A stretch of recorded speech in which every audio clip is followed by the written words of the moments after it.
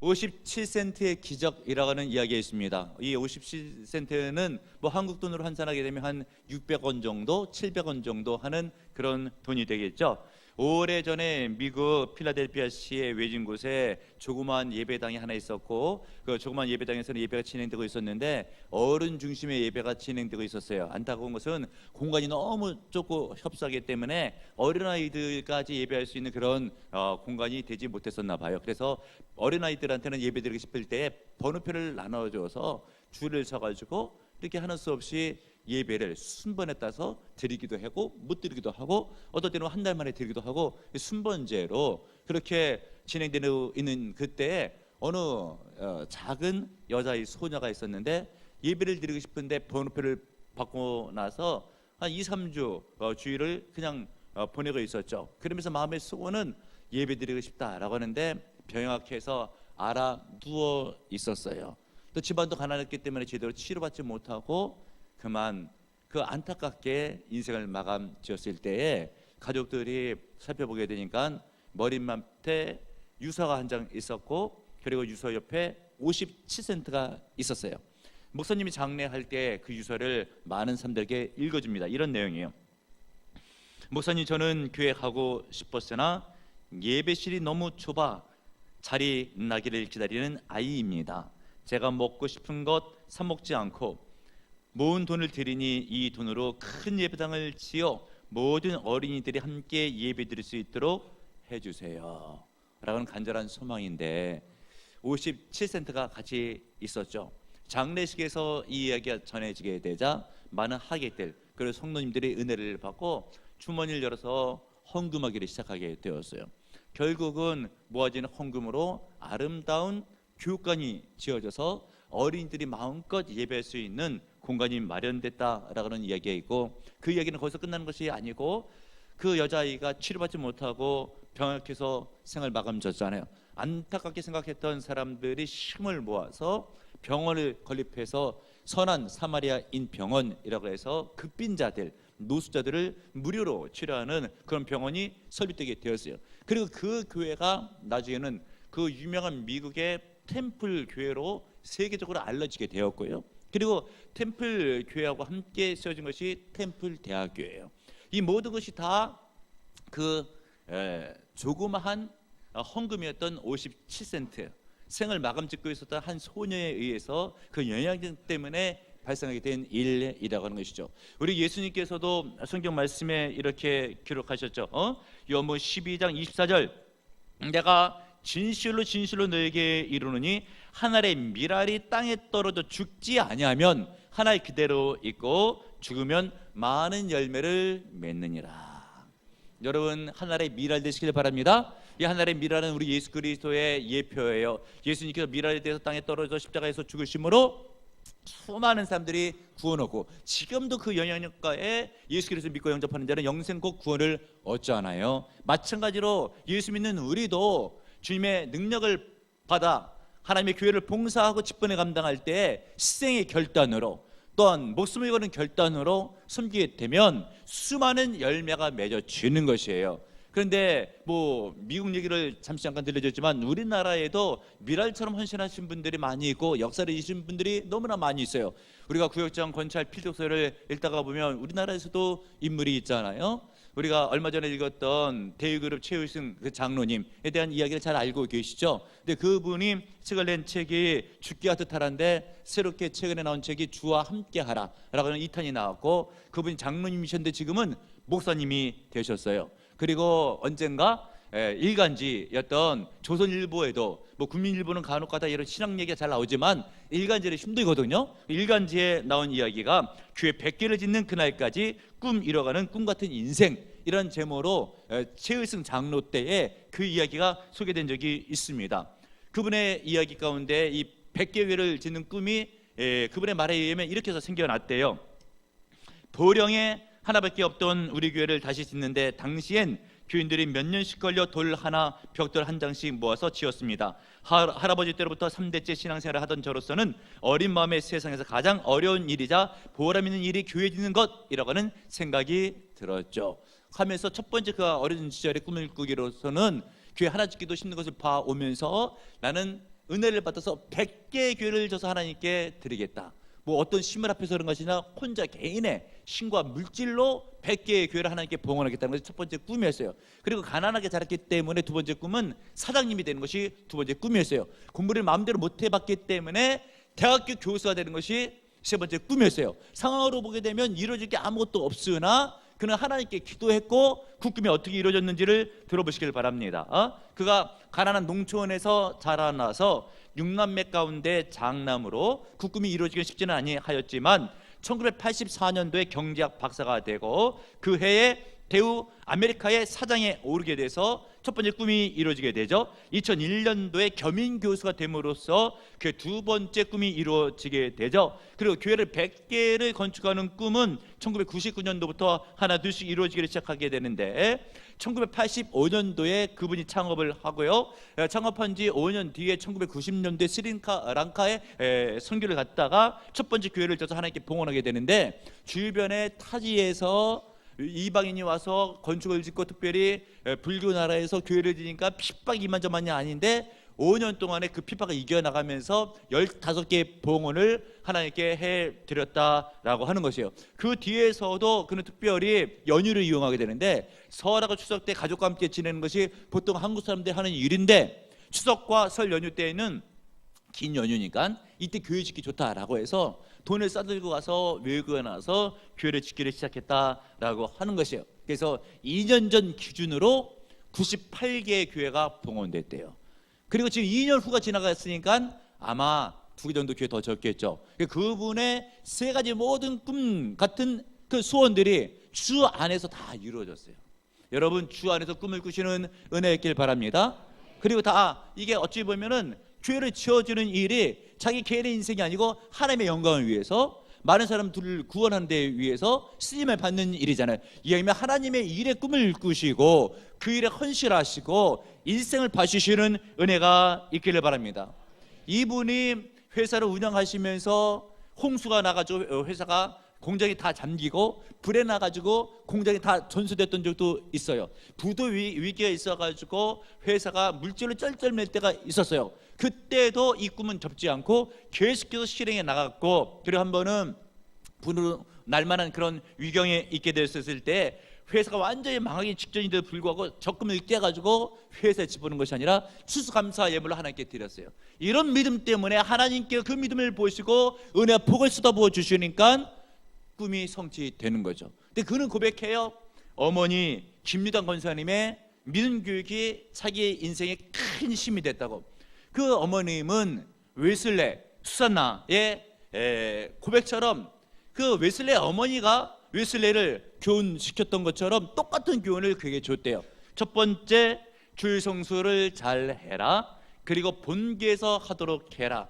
이 최 장로님이 어머니 김유당 권사님에게 들은 교훈의 말씀이고 심중에 두고 그렇게 인생을 살았다라고 하는 것이죠. 두 번째, 11조를 드리되 온전하게 11조를 드리면 반드시 물질의 복을 네가 받게 될 것이다. 어머니의 교훈이에요. 세 번째, 목사님의 말씀에 무조건 순종하고 아니라라고 하지 말고 예라 하고 절대 하나님의 종과 대적하는 일이 없도록 하여라. 이 세 가지 믿음의 교훈을 따라 신앙생활을 제대로 했고, 그랬을 때 정말 이루지 못할 것 같은 어마어마한 세계의 꿈이 이루어진 줄로 믿으시는 여러분들 되시길 바랍니다. 이왕이면 여러분 하나님의 일에 크게 쓰임을 받으시길 바라고요, 크게 헌신하시길 바랍니다. 여러분 기독교 학교, 기독교 병원, 그리고 교회가 하나 쓰게 되는 것 해서 보게 되면 우리는 이 외적 건물만 보이고 형태만 보이죠. 숨어있는 내적인 것은 보이지 않지만 반드시 거기에는 누군가가 헌신했기 때문에, 누군가가 희생이기 때문에 믿음과 성리의 역사로 그런 일이 있게 된다고 하는 것을 지혜롭게 깨닫는 여러분들 되시기를 바랍니다. 특별히 자기를 위해서 사는 인생은 그렇게 큰 역사를 이루지 못해요. 이뤄도 인정 안 받고 하나님께서 부으신 능력으로 되는 일이 아니에요. 그러나 하나님의 일에 쓰임받는 것은 성령의 능력이 아니고서는 될 수가 없고 믿음의 역사 아니고서는 될 수가 없어요. 그러나 가진 것이 없어도 믿음과 사명과 헌신이 있으면 주께서 보시고 붙잡아 주시면 반드시 은혜 가운데 성취됩니다. 열매를 맺어요. 깨닫는 여러분들 되시길 바랍니다. 오늘 특별히 에스더 성경 말씀을 통해서 은혜를 받기를 원하는데, 오늘 본문에 있는 에스더는 여러분들이 잘 알고 있는 예수를 믿은 지 한 3년 5년쯤 되게 되면 잘 알고 있는 그런 인물입니다. 나라를 살렸던 여성이에요. 그 신앙 공동체, 어찌 보면 교회를 살렸던 믿음의 사람이라고 볼 수가 있는 것이죠. 어떤 결단을 통해서? 죽고자 하는 믿음의 결단을 통해서 대역사를 이루는데, 우리 예수님의 말씀 가운데 무릇 사람이 자기를 위해서 살고자 하는 자는 죽을 것이요 주를 위해 죽고자 하는 자는 반드시 살 것이니라 라고 했는데, 에스더는 하나님의 영광을 위해서 죽기를 결단했는데 하나님의 역사로 말씀이 그대로 성취돼서 죽지 아니하고 살고, 자기만 사는 것이 아니라 공동체를 살리고 나라를 살렸던, 또한 교회를 살렸던 믿음의 위인인 줄로 믿고 깨닫는 여러분들 되시길 바랍니다. 죽으면 죽으리라 라고 하는 결단이죠. 여러분, 성경을 보고 도전을 받고 말씀 메시지를 듣고 도전을 받고 결단하시는 여러분들 되시길 바랍니다. 인생을 살면서 하나님이 주신 목숨을 거는 결단을 한번 하고 그 결단을 죽을 때까지 유지시키시는 은혜가 있으면 이런 분은 큰 인생이 될 수가 있어요. 우리 가운데 목숨을 거는 결단을 하신 분들이 과연 얼마나 될 것인가? 그리고 주께서 원하시는 곳에 결단한 분들은 과연 얼마나 될 것인가? 여러분, 목숨을 어디다 걸어야 되겠어요? 어떤 분들은 동물, 물론 그것이 뭐 그렇게 꼭 나쁜 일을 하지 않는데 뭐 애견, 애완동물, 반려동물에다 거시는 분들도 물론 있어요. 그것이 나쁘다 이런 것이 아니라 대의명분적으로 굉장히 대의가 있고 귀한 것, 이왕이면 동물보다는 사람보다는 하나님께 천하 만물을 만드시고 다스리고 창조하시고 심판하실 하나님의 일에 목숨을 거는 결단을 내리는 인생은 하나님께서 보고 계시면서 붙잡아 주시고 은혜를 부어 주시는 거예요. 에스더가 그런 결단을 내렸죠. 죽으면 죽으리라. 어떻게 해서 그런 결단을 내리게 되었는가? 여러분, 이스라엘 백성들이 포로기가 있었어요. 페르시아에 볼모어 잡혀갔던 적이 있었는데 그 가운데서 에스더의 사촌 오빠였던 모르드게가 있는데 왕궁의 문지기였었거든요. 그래 에스더는 외모와 마음씨가 고왔기 때문에 아하수에로 왕의 왕비가 되었어요. 그랬을 때 문지기로 있었던 그때의 하만이라고 하는 재무장관이 있었는데 지나갈 때 인사를 한번 안 했어요. 알고 보니까 유대인이에요. 이 모르드게가 인사를 안 해? 라고 하면서 너 유대인이지? 너뿐만이 아니라 유대인 다 죽었어 라고 하면서 모든 유대인들을 죽일 계략을 세우는데 왕에게는 인사 안 했던 제목으로 죽어지지가 않으니까 다른 모략을 만들어서 유대인들을 몰살시킬 만한 계획을 세운 거예요. 이때 에스더가 자기 민족이 죽게 되었으니까 하나님 죽으면 죽이라는 결단 가운데 기도하고 믿고 나갈 때에 하나님께서 유다 민족 다 살려주시고 모르드게 살려주고 에스더도 유다인인데 살려주고 자기를 죽이려고 했던 모르드게가 모든 유다인들을 죽이려고 했던 모르드게를 처형시키는 놀라운 결과가 이루어진 것을 깨닫고 믿으시는 여러분들 되시길 바랍니다. 이런 에스더의 신앙의 결단, 죽으면 죽이라라고 했던 그런 믿음의 결단을 통해서 얻어야 되는 영적 진리가 몇 가지 있는데 그 중에 하나가 중요한 게 있어요. 신앙 공동체와 상관없이 나만 안전할 수는 없다라고 하는 영적 진리입니다. 여러분, 모르드게 한 말인데 에스더가 들은 말이죠. 13절을 보시기 바랍니다. 읽겠습니다. 13절 시작. 모르드게가 그를 시켜 에스더에게 회답하되 너는 왕궁에 있으니 모든 유다인 중에 홀로 목숨을 건지리라 생각하지 말라. 아멘. 무슨 이야기예요? 배경을 설명드렸죠. 재무장관으로 있었던 페르시아인 가운데 하만이 있죠. 모르드게 인사를 안 했죠. 그것이 괘씸해가지고 모든 유다인들을 다 죽이려고 하는 것이에요. 그때 모르드게가 이것을 알고 당시 그래도 유다인 가운데 힘이 있었던 자기 사촌 여동생이었던 에스더를 찾아간 거예요. 네가 좀 힘을 써서 어떻게 해서든지 이 일이 하만의 계략대로 되지 않고 하나님의 역사가 일어나서 결국 유다인들이 살 수 있도록 네가 한번 힘을 써봐라 라고 하는데, 만약에 네가 왕후라고 해서 다른 모든 유다인들이 죽을 때 너는 왕궁에 있다고 해서 혼자 안전할 것이라고 생각한다고 한다면 하나님께서 이 모든 것을 깨닫고 보고 계시고 알고 계시니 이 일로 말미암아 너는 오히려 심판을 당하고 하나님의 역사 가운데 유다인들은 구원을 받게 될 것이다 라고 하는 것이에요. 신앙 공동체, 믿음의 사람들이 모인 곳, 교회에 대해서 네가 관심 갖지 않고 헌신하지 않으면 교회는 하나님이 어떻게 해서든지 붙잡아 줄 것이나 교회에 관심을 안 갖고 있었던 너는 심판을 받으리라. 한마디로 그런 말을 모르드게가 성령으로 전한 말씀인 줄로 믿으시는 여러분들 되시길 바랍니다. 이 말씀은 뭐예요? 하나님의 교회가 잘 돼야 내가 잘 될 수가 있다라고 하는 것이에요. 바울이 고린도 교회 편지를 쓴 데 보게 되면 교회를 사람의 몸에 지체로 비유하고 있잖아요. 그래서 어떤 사람은 손이 될 수 있고 어떤 사람은 발이 될 수 있고 어떤 사람은 눈이 될 수 있는 것이에요. 그런데 여러분, 이 지체가 몸에서 떨어가지고 분리돼 봐요. 손이 잘라졌어요. 이 손이 분리됐어요. 건강할 수 있겠어요? 썩어지는 거예요. 붙어 있어야 내가 건강하게 되는 것이죠. 그리고 여러분, 본교회에 붙어 있어야 돼요. 본 몸에. 이게 다른 사람에 가서 붙어 있으면 뭐 할 거예요? 하나님이 섬기라고 보내준 그 교회에 잘 붙어 있을 때에, 그리고 그 몸이 건강할 때에 그 지체였던 손도 건강할 수 있는 것을 믿고 깨닫는 여러분들 되시길 바랍니다. 그런데 자칫 잘못된 세대 풍조가 있어가지고 공동체를 중시하지 않는 거예요. 이게 세상 풍조예요. 자기가 속한 공동체에 관심이 없어요. 그래서 로마서 12장 2절에 보게 되면 바울이 로마교회 성도를 권면할 때 너희는 이 세대를 본받지 말고 자기만 아는 세대, 하나님의 뜻을 분별하지 않는 세대, 불순종하지 않는 세대를 본받지 말라고 하는 것이에요. 어떤 신학자는 이 시대의 풍조를 가리켜서 삼무라고 이야기를 했어요. 첫 번째 무관심, 두 번째 무책임, 세 번째 무감동이라고 하는 것이죠. 관심이 없어요. 자기 일에만 신경 쓰고 남들에 대해서 관심이 없어요. 남이 죽든 말든 관심이 없는 것이 이 세상 풍조라고 하는 것이죠. 두 번째, 책임감이 없어요. 나만 잘 되면 됐지 사회에 대한 책임, 나라에 대한 책임, 교회에 대한 책임이 없는 것이에요. 그리고 무감동, 감동이 없어요. 아무리 은혜스러운 말씀이 증거되고 있어도 무덤덤한 거예요. 우리 예수님께서 하신 말씀 가운데 피리를 불어도 춤을 추지 않아요. 하나님의 말씀이 증거되고 있어도 심령에 감동이 없어요. 행동이 없어요. 이것이 무감동이라고 하는 것인데, 문제는 세상 풍조만 그렇게 되는 것이 아니고 성들의 심령 가운데 있어서도 이 세 가지 경향이 있게 됐을 때 그것은 하나님 보실 때 무서운 죄가 될 수가 있는 것을 깨닫는 여러분들 되시길 바랍니다. 하나님의 교회에, 믿음의 성도들에게 관심을 가지시고 책임감을 느끼시고 말씀의 감동을 받아 잘 섬기시는 은혜가 있기를 바랍니다. 그런데 어떤 분들 가운데에서는 그래요. 내가 구원을 받았으면 됐지라고 하면서 남들이 구원을 받든 말든 신경, 상관을 쓰지를 않는 거예요. 여러분, 절대 믿음의 사람은 그래서는 안 되고 남을 배려하고 생각할 줄 알아야죠. 이웃을 사랑하라 라고 하는 것이 성경의 큰 계명이잖아요. 믿는 사람의 도림을 깨닫는 여러분들 되시길 바랍니다. 어느 배고픈 노인이, 외국의 이야기죠. 배가 고파서 하는 수 없이 먹고는 살아야 되니까 빵을 훔쳤어요. 결국은 절도죄로 재판을 받게 되는데 판사가 50불의 벌금형을 내렸어요.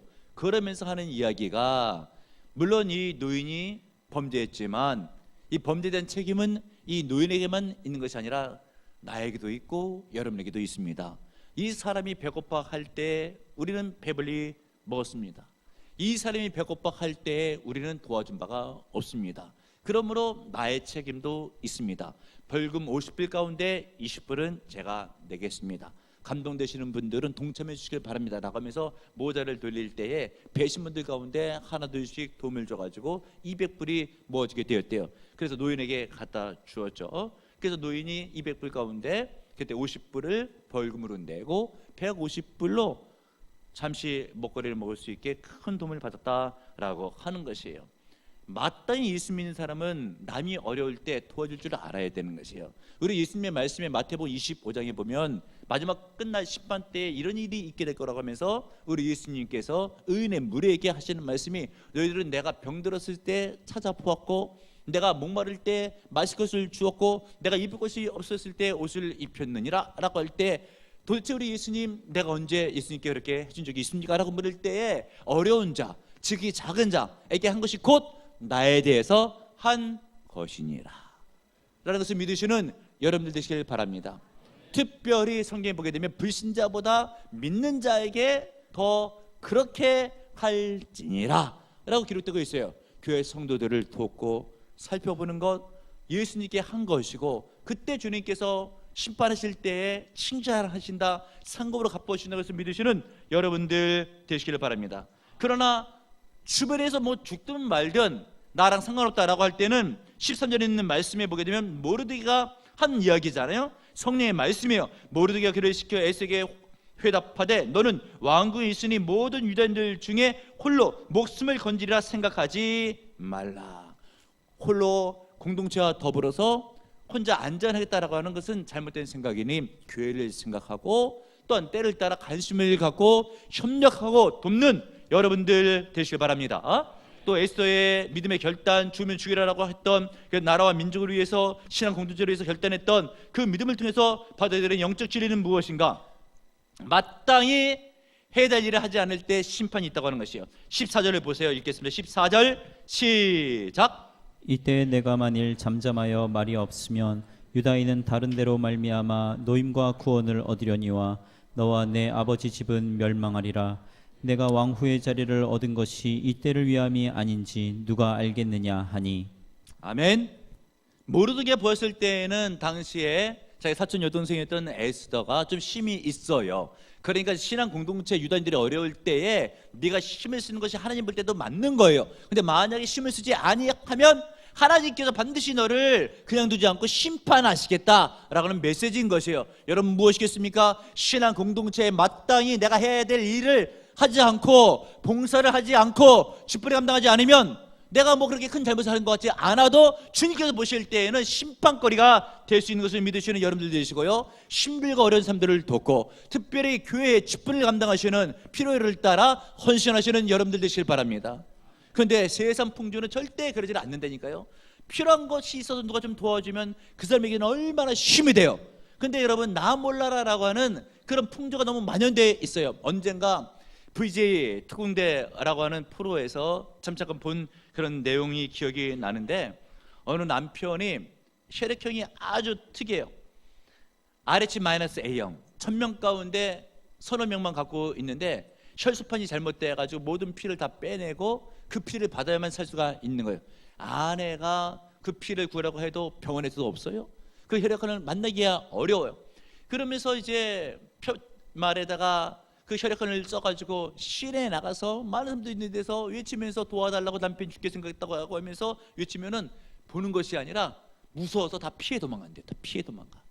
도와줄 사람이 아무도 없다라고 하는 것이 지금의 사회 현실이에요. 그런가 하면 그 다음에 나온 장면은 어떤 장면인가? 동생이 희귀한 병에 걸려가지고 혈액형이 특이한데 또 피가 없는 유사한 장면이에요. 그래서 이번에는 그 자기 동생을 위해서 캠퍼스로 갔어요. 대학교로. 그러면서 대자보를 붙이고 싶어가지고 학과 선배를 찾아가서 얘기를 하는데 얘기가 잘 안 돼. 학교에다 그런 거 붙이는 데가 아니라고 라고 하는 거예요. 사정사정해서 간신히 붙였어요. 붙였는데 아무도 찾아오면서 내가 그 혈액기로 도와주겠다고 한 사람이 한 명도 없었대요. 사회 현실이 그렇다라고 하는 것이죠. 우리 예수님께서도 이런 현실을 굉장히 안타깝게 생각하시는데 누가복음 10장에 보게 되면 강도 만나가지고 죽게 된 사람이 있죠. 그때 종교인의 대표성을 지닌 제사장 보면서 그냥 지나갔고 레인 그냥 지나갔어요.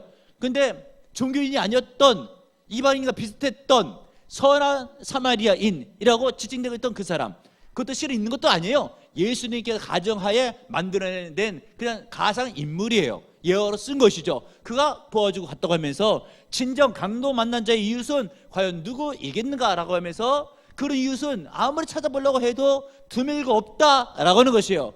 누구에 한 이야기겠습니까? 오늘날 교회에 주실 하나님의 말씀인 줄 믿으시고요, 하나님의 교회 일꾼이 필요하고 도움의 손길이 필요한 것이 있고 어려운 사람이 있는데 나 몰라라는 경우가 많을 때에 하나님의 메시지, 하나님의 음성에 귀를 기울이시는 여러분들 되시길 바랍니다. 한번 은혜 받아보세요.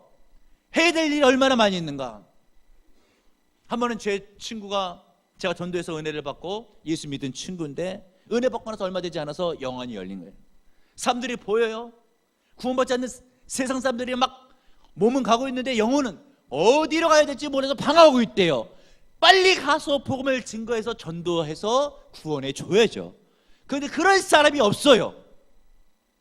도와줘야 되는데 아무도 도와주지를 않는 거예요. 그러면서도 자기의 책임감을 못 느끼게 되지만 에스겔 성경 3장 18절에 보게 되면 가령 내가 악인에게 말하기를 너는 꼭 죽으리라 할 때에 내가 깨우치지 아니하거나 말로 악인에게 일러서 그 악한 길을 떠나 생명을 구원하게 하지 아니하면 그 악인은 그 죄악 중에서 죽으려냐 내가 그 핏값을 내 손에서 찾을 것이니라.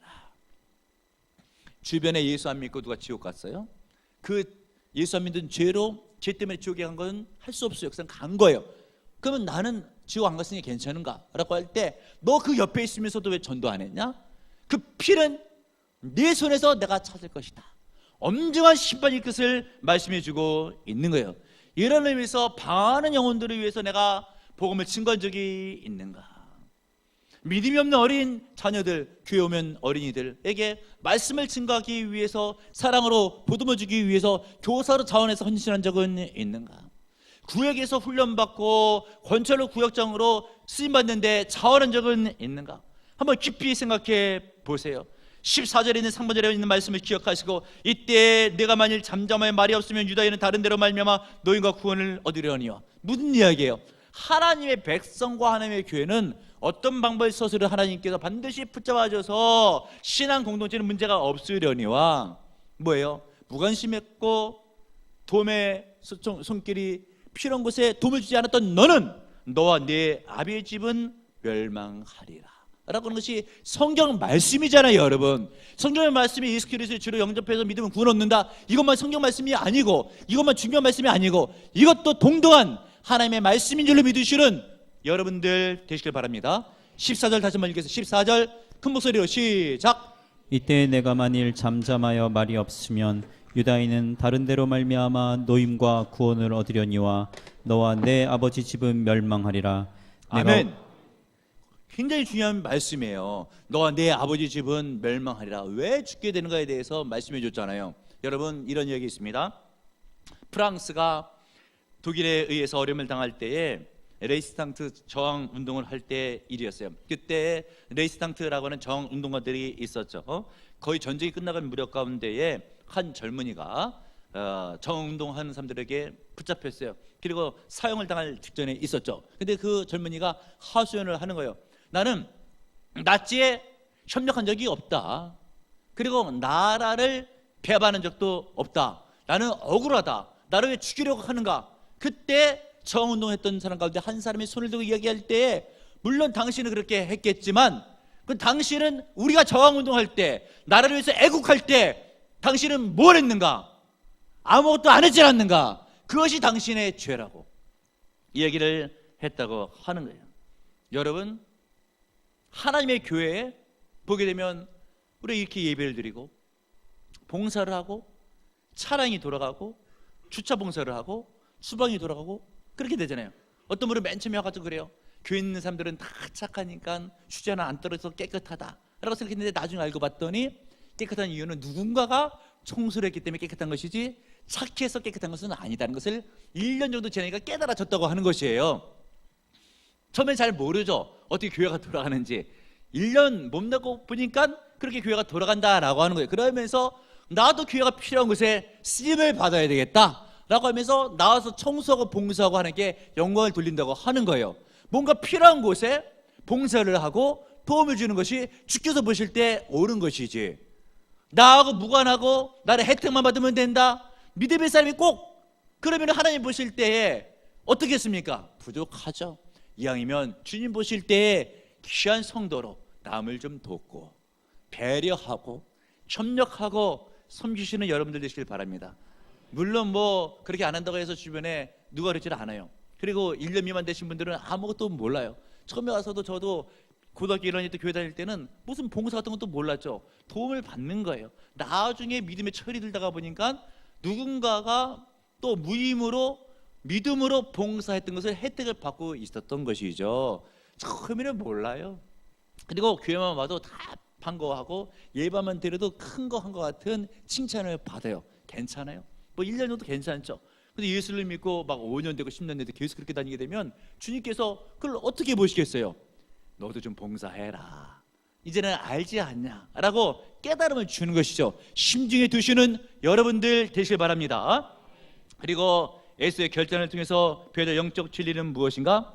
희생의 결단을 내릴 그때에 공동체도 살고 나도 산다라고 하는 것이죠. 여러분 16절을 보시기를 바랍니다. 에스더의 고백 16절 읽겠습니다. 시작. 당신은 가서 수산에 있는 유다인을 다 모으고 나를 위하여 금식하되 밤낮 3일을 먹지도 말고 마시지도 마소서.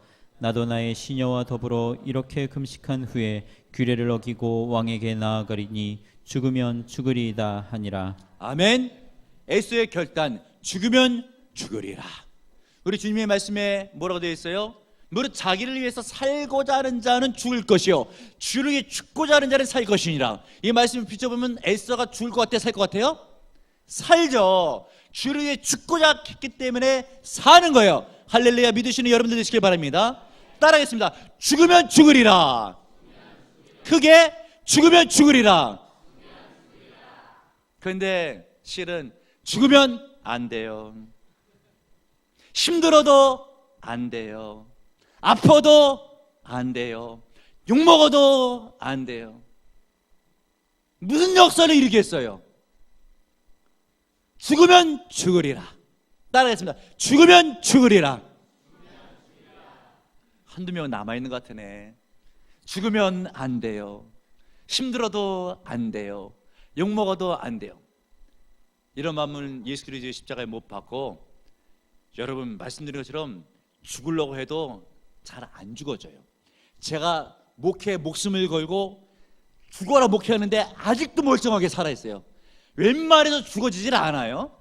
새벽 예배 나오잖아요. 죽을 것 같죠? 우리 교회에서 만 14년 차에 새벽 예배 나오다가 졸려서 죽은 사람 한 명도 못 봤어요. 겁먹지 말아요. 안 죽으려고 그랬을 때 죽을 수가 있는데, 병원에 가봐요. 다 안 죽으려고 그랬는데 막 죽어요.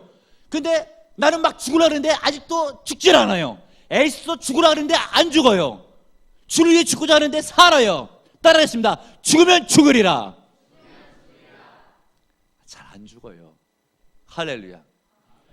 어느 산골에 김지사라고 하는 분이 계신데, 이 분이 산골 교회를 섬기는 집사였었는데, 교회에서 산골에도 건축이 이루어졌어요, 교회에.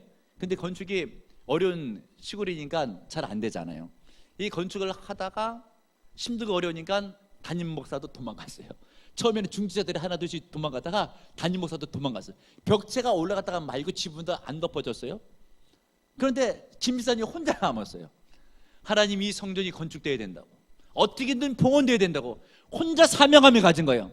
그러던 어느 날인가에 기도하고 있다가 신문을 보는데, 전주에 예수병원이 있는데 안구 눈을 삽니다 라고 하는데, 기동답처럼 느껴지면서 눈이 번쩍 뜨여지는데, 내가 이것을 빼서 팔면은 성전 짓겠다 라는 생각이 드는 거예요. 아내한테는 비밀로 하고, 그리고 병원한테는 사유서를 써야 된대요. 부채가 많아가지고 죽게 생겼으니까 눈이라도 빼서 갚으면 살겠다, 이런 조건으로 서약을 한 거예요. 그리고 날짜 잡고 나서 아내한테는 마실 간다라고 얘기를 해놓고 나서 눈을 빼러 간 거죠. 한쪽 눈 마취를 해야 되잖아요. 의사가 묻는 거예요. 침대 베드에 누웠는데 한쪽 눈을 빼야 되니까 묻기를 어느 쪽 눈을 뺄까요?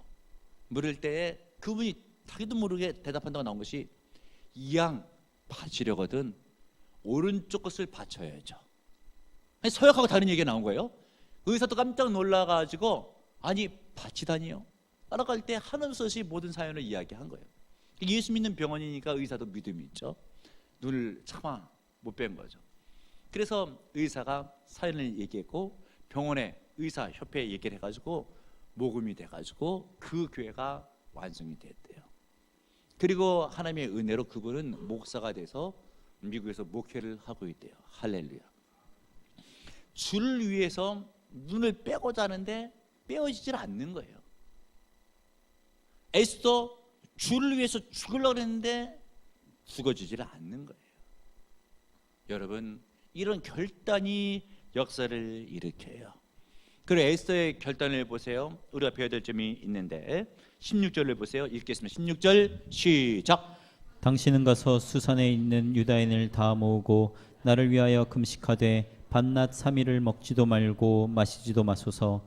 나도 나의 시녀와 더불어 이렇게 금식한 후에 규례를 어기고 왕에게 나아가리니 죽으면 죽으리이다 하니라. 아멘. 지금 죽으면 죽겠다고 믿음의 결단을 내리는데 3일을 금식하겠대요. 이것은 뭐냐면 기도로 주 앞에 나아가서 도움을 요청하겠다라고 하는 것이죠.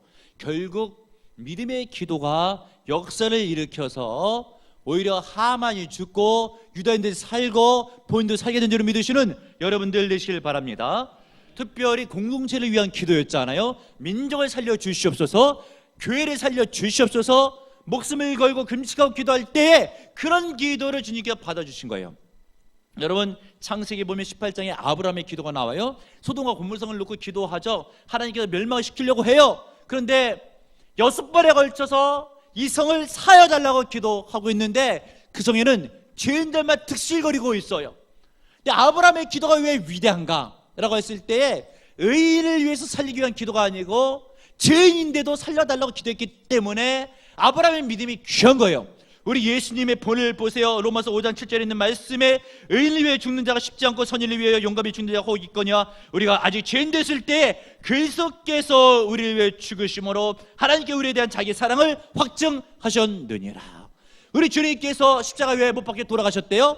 의인을 위해서 죽은 것이 아니고 나 같은 죄인 살리려고 주님께서 죄인 때문에 돌아가신 거잖아요. 주님의 사랑이 얼마나 고마워요. 주님이 아니었으면 이 자리에 누가 앉아서 예배를 드리며 누가 구원을 얻을 수가 있겠어요.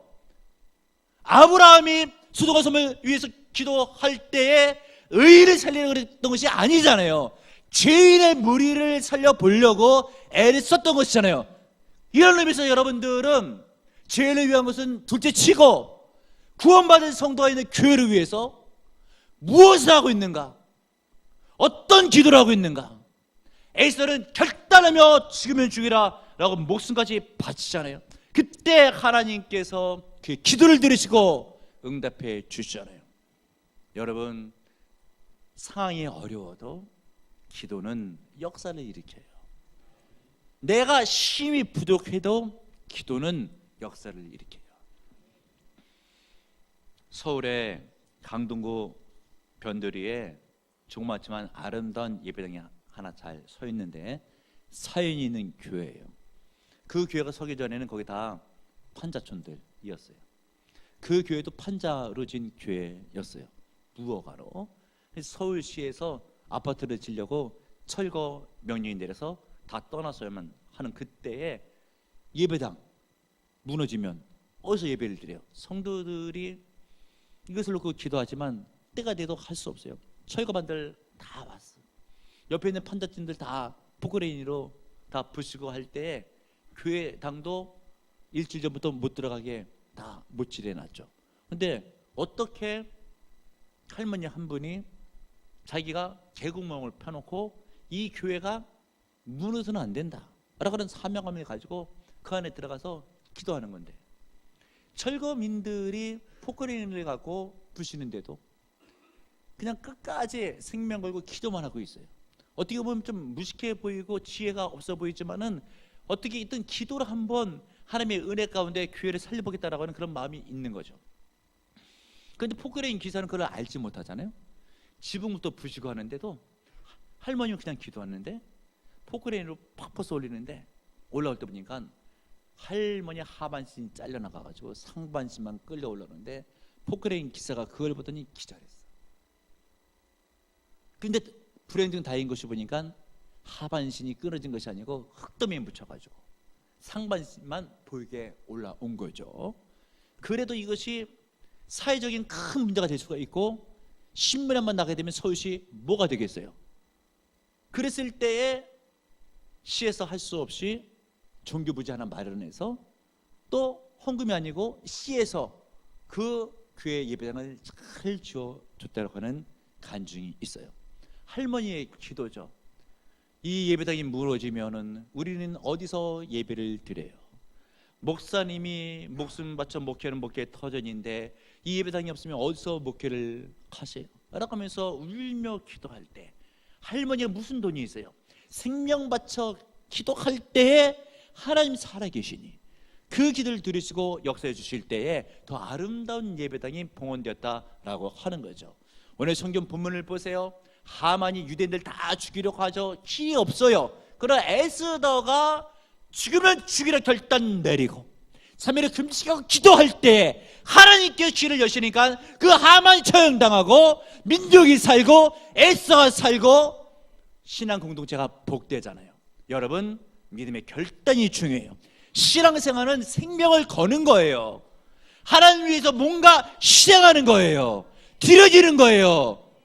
결단하는 거죠. 여러분 기도로 결단하시고 헌신적인 희생으로 결단하셔서 롬된 교회를 섬겨갈 때 주께 크게 쓰임받기를 주님의 이름으로 축원합니다. 주님 감사합니다. 오늘 이 새도 주의 말씀 듣게 하신 감사드립니다. 에스더의 결단과 헌신을 본받게 도와줄 줄을 믿습니다. 또한 결단할 때 역사 일어날 줄을 믿습니다. 그러나 신앙 공동체를 도외시할 때에 나도 안전할 수 없다는 것을 깨닫고 마땅히 내가 해야 될 것을 하지 않을 때 심판이 있는 것을 깨닫고 죽음인 줄을 믿고 결단할 때 오히려 사는 역사로 하나님의 은혜로 교회는 복되며 인생은 쓰임받으며 믿고 나가 기도할 때 응답받을 줄을 믿습니다. 아버지가 결단하는 자에게 은혜와 능력을 더하시고 복을 더할 줄을 믿습니다. 하늘의 복으로 넘치는 은혜와 능력으로 부어 주옵소서. 축복하며 예수님의 이름으로 기도합나이다.